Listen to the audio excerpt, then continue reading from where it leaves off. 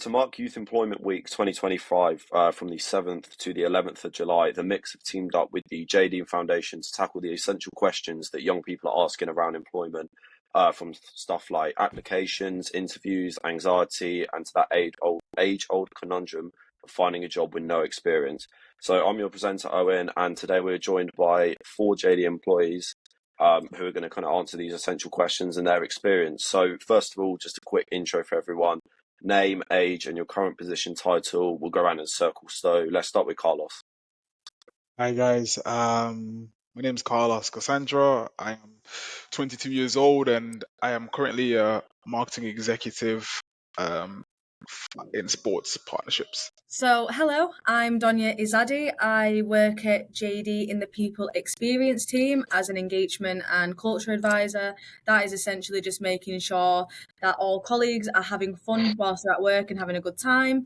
I am 26-year-old, soon to be 27 in July. I'm Shelley Gibson. Age, can we just say old, or do we need a number? We can let it slide. I'm sure. Yeah, let's just say I'll tick a slightly more mature box than everyone else on the call. I'm a talent acquisition executive. I work for talent, so essentially I look after recruitment for retail roles, concentrating on the north, but sort of looking after all various bits of retail. Hi everyone, I'm Megan. I'm 28 years old and I am branch manager of Birmingham Bullring, which is the flagship for the central region. Nice, good stuff. Let's go on to the main kind of bulk of the questions now. So get straight into it. The first one is for Donia. So you started your career in retail. What was your first job in retail? Tell me like when it was and where it was, and how did you manage your time between work, life, study? Like, how did you balance it all out? Any kind of useful tips and stuff like that? Yeah, absolutely. So my first job in retail was in JD.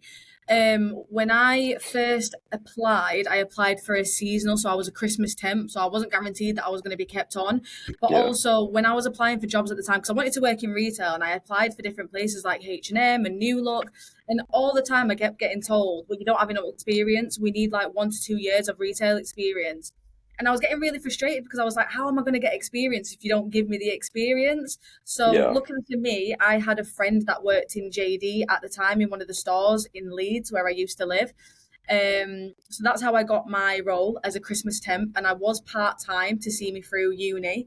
And I got kept on as part-time. And then I went into full-time after university. So, yeah. Fair enough. So basically, you found it a struggle to find that first job. It was just that the fact that you knew a friend or knew someone that worked in that industry already that kind of got your foot in the door. Yeah, 100%. I say, a lot of other places were saying 1 to 2 years of experience, but how was I supposed to get the experience if you're not giving it me? So yeah, no, I think everyone's kind of been through that problem at some point. And would you say that was like stressful, or like was it kind of damaging your mental well-being, if you must, or were you not too worried about it?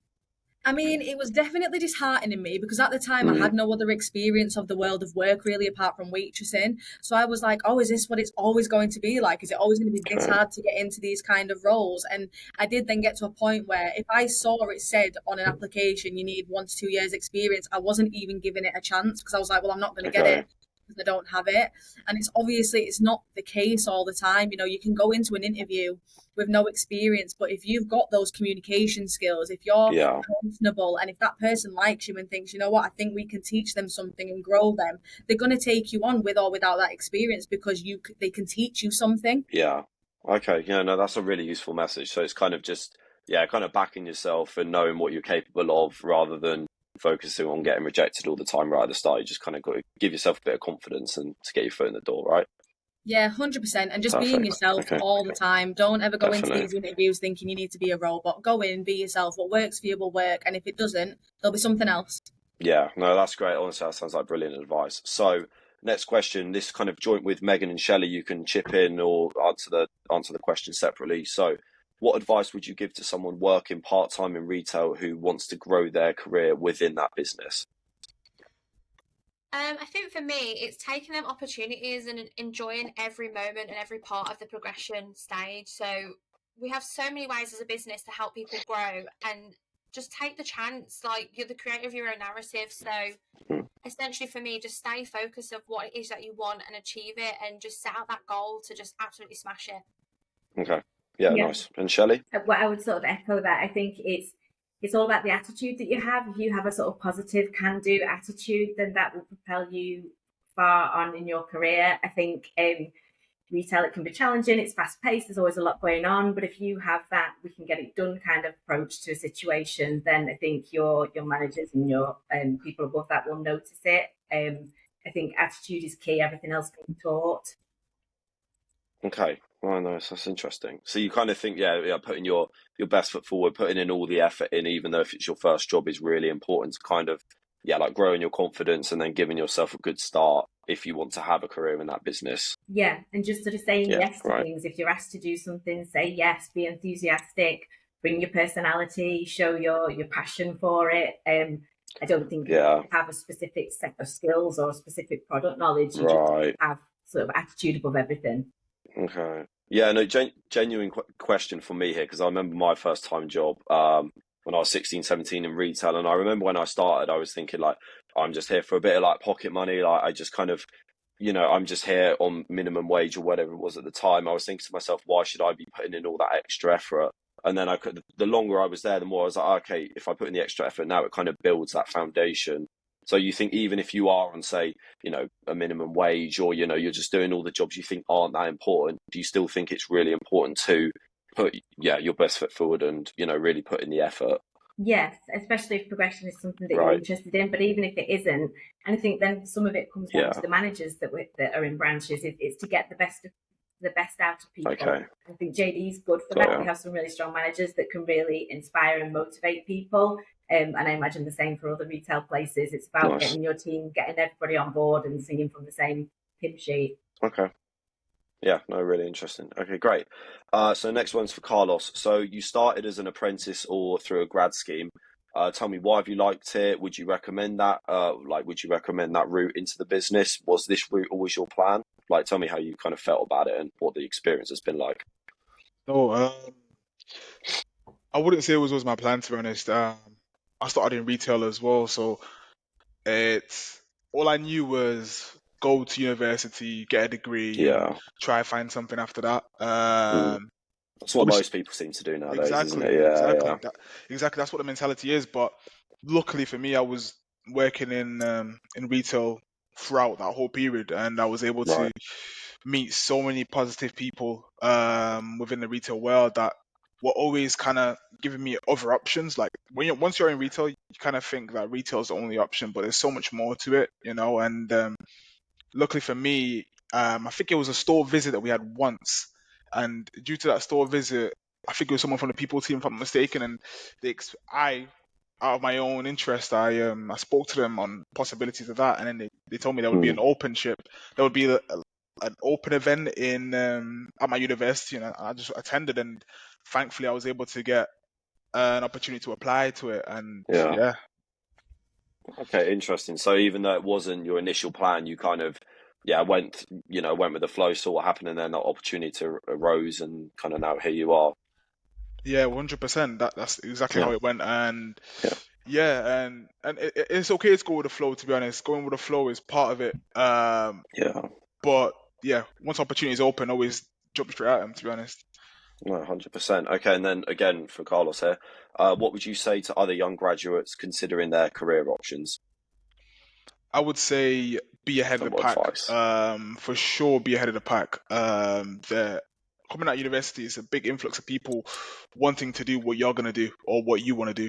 Okay. So I would always advise to be ready and be looking for grad positions. I would say probably in December. December, January, you gotta be ready, if you're graduating in the summer. Just because you're not just competing with people at your own university, you're competing with people all around the world, as bad as it sounds. I remember the assessment centers I went to, there were people that literally flew in from, if I'm not mistaken, what country is it now? People that flew in from Italy for it. So, really? So it's always going to be up against someone, and that's just how it is. That's just how life goes, and it's always better to be prepared. Yeah, for sure. Yeah, 100%. Okay, great. Next question's for Megan. So you manage a team which includes a lot of younger people. what do you think younger team members bring to the table that's unique? Like, do they bring anything special that, say, an older generation can't bring? Like, what do you find? I think what I find with like the younger team members that we have in store, like they have such a fresh perspective on things. Like I think the world's changed so much, and they generally contribute such a strong willingness to learn and adapt, and you know the pace in which they adapt to things is so incredible. And I think if I was looking at myself 10 years ago when I started the business, would I adapt as quickly as them? Probably not. But I just generally think as well, just because the world is so on social media and networking and everything like that, their connection with that sort of stuff and their own generation is so valuable with the insights and the trends that they have that can potentially bring in new customers, and just how they adapt to the new customers as well. Yeah, no, kind of leading on from that, it's funny because you always, obviously TikTok's huge nowadays, like everyone's on it, and you always see TikToks from like certain shops and stuff like that, and they're doing like all these dances and trends like that. And if there were no kind of younger people working there, obviously I don't think other people would do that, but it's the younger people who kind of bring those, you know, TikTok trends and stuff into the store. Do you kind of, that's the kind of thing you're talking about? Yeah, 100%. Right. I think it's that, and like I said, because it's all on social media now, and what sort of like conversations they have with customers, and they know exactly what's on trend. Just that ease of that service is just exactly what we need and stuff. Okay, that's really interesting. Okay, great. Then Shelley, so what is your top advice to someone applying for their first jobs, who think they're worrying that I don't have anything to put on my application? Like, what kind of advice would you give someone worrying about that right now? Yeah, so if they're looking at their CV, I would start with just a very brief blurb about, mention something about their personality. You know, are they confident, happy, outgoing? Just something quite short. Any skills that they developed at school or college, communication skills, teamwork, time management, but emphasis on keeping it short. It doesn't want to be an essay. Once you've done that, you just want to mention any other relevant experience. So if you've not worked before, then fine, but have you taken part in Duke of Edinburgh or National Citizenship Service? Employees know that they require a degree of resilience and effort. Any sports that you've been involved with, that shows teamwork, shows commitment. Any volunteering that you've done, and if you're really struggling and you haven't got anything to put on there, then get out there and do some volunteering, whether it's in the field to get into, or whether it's in community work or charity work, but just something to make you stand out from the rest. So there's always going to be something. There's no such thing as the excuse of, I've got nothing to put on there. That even if you can't find a job, there's always a way to kind of put yourself forward and find a way to kind of say, oh, I can do this or I can do that. That's going to be appealing to a job. Yeah, exactly. Anything other than just literally listing your name, contact details, college, that's the CV. You've just got to show a bit of something, whether that's volunteering experience. Okay, that's great. That's really encouraging, to be fair. Next question's for Donia. So we know JD are a brand that recognise that there are challenges faced by young people when it comes to getting into the world of work, or accessing programs that can facilitate this. So could you tell us a bit about this and how young people can get more involved? Yeah, absolutely. So at JD, we are really passionate about this and helping young people and the youth in our communities taking their next steps into the working world, and we do that in multiple different ways. You know, we support volunteering sessions through the JD Foundation, we do work experience, we do T-level placements, but one of the most recent things that we have just launched that we're really proud of is our virtual work experience. Right. So the really great thing about this is that it's virtual, so that being online, and it's accessible on your phones, on your laptops, on iPads, or whatever it is that young people can access, whether it's in school or at home. You can do it with your friends, you could do it at school, you could pass it to a sibling. It's entirely free, and you're literally simply scanning through to a QR code and it brings it all up for you.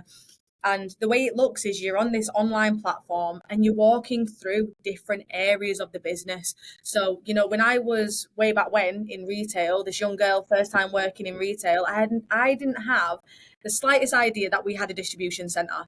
I didn't know that we had buying and merchandising teams outside of that visual merchandising in store, you know, where they're designing the walls and things like that. Yeah, okay. These are all the kind of departments that these young people can walk through and actually hear from our colleagues that are in those departments and what that looks like and what they do.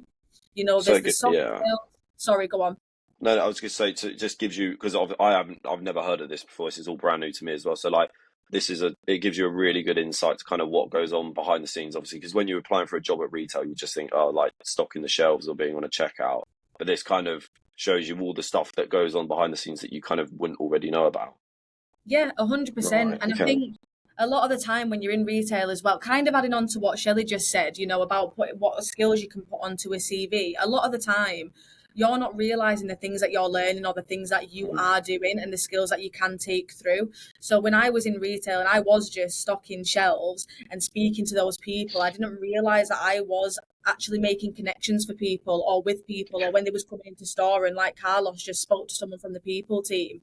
Those are the ways that you learn from other people and what they're actually doing in those areas, just by speaking, just by putting your foot in that door or by putting yourself in that conversation. So yeah, it's definitely learning about the different areas, the different departments and what the different people do in those. You know, if you're into IT at school and you're actually more into your computer than you are numbers, then we've got digital marketing teams here, we've got the IT teams here, we've got design and content teams here. It's obviously all those big words you don't realize, oh, well, I do that in school. I like art, I like drama and music, and I like numbers. It's just about understanding how those relate. Oh, okay. Yeah, no, honestly, this is really interesting for me because when I was first looking for a job, how hard it was. And like this virtual work experience thing you're talking about, there was nothing like that when I was doing it. I'm sure the same for all you guys. So no, it's really good that like JD are kind of putting their best foot forward and actually trying to help young people rather than just, you know, looking for older people who already have work experience and stuff like that. So it's encouraging to see that the shift in attitude from employers and stuff like that, trying to help young people. So no, that's really interesting, genuinely. Final question. This is for everyone, so we'll go around in a circle again. Your final kind of best hints and tips for young people applying for their first role. Like, what's the best bit of advice you could give? We'll go start with Donia. Yeah. So just, I know this sounds so cheesy and everyone's probably heard this 1,000 times, but really genuinely go to these interviews and be yourself. That's what these people want to see. Don't be so fearful of these interviews. Don't think that you're going into some big corporate robotic world or whatever it might be. You're going into a room to speak to another person about your skills and a potential job. And that's how you've got to see it. It's just another person. Okay. It's another Donya going into a room to speak to another Shelley. And that's it. Okay, great. Okay, Carlos, anything from you? What would you say? No, for sure. Just exactly what Donya said. Be yourself. Be confident. And it's hard to say. It's hard to tell people to be confident because you know there's always that fear element of it. But as long as you are yourself, you're more than capable. And once you, if potentially do get the job, then also continue to be yourself. Don't feel shy at all. Continue to be yourself. And yeah, simple as that. No, fair enough. Okay, Shelley, anything you want to add or? Yeah, no, just to echo that. I think it's just your enthusiasm and your personality. I spend all day, every day interviewing people, and it's not what they know; it's what they will bring. And yeah, just relax. So you're kind of looking for, you're kind of more interested in the character and who they are rather than their CV of, you know, whatever they've done before. You just want to see, does this person look like a good person to have worked here because of their characteristics or personality? Is that kind of 100%. Okay, got you. And everything else can be taught. We have our own particular ways of doing things, policies, procedures, product knowledge, etc. All that can be taught, but what can't be taught is your energy, your enthusiasm, and the commitment that you'll bring to the role. If you can get that across, sure, everything else is nice. Everything else is secondary. And just adding on from that, go on. It's a job where you have to talk to everyone every day. You have to talk to at least, let's say, 50 people sometimes a day, if not more.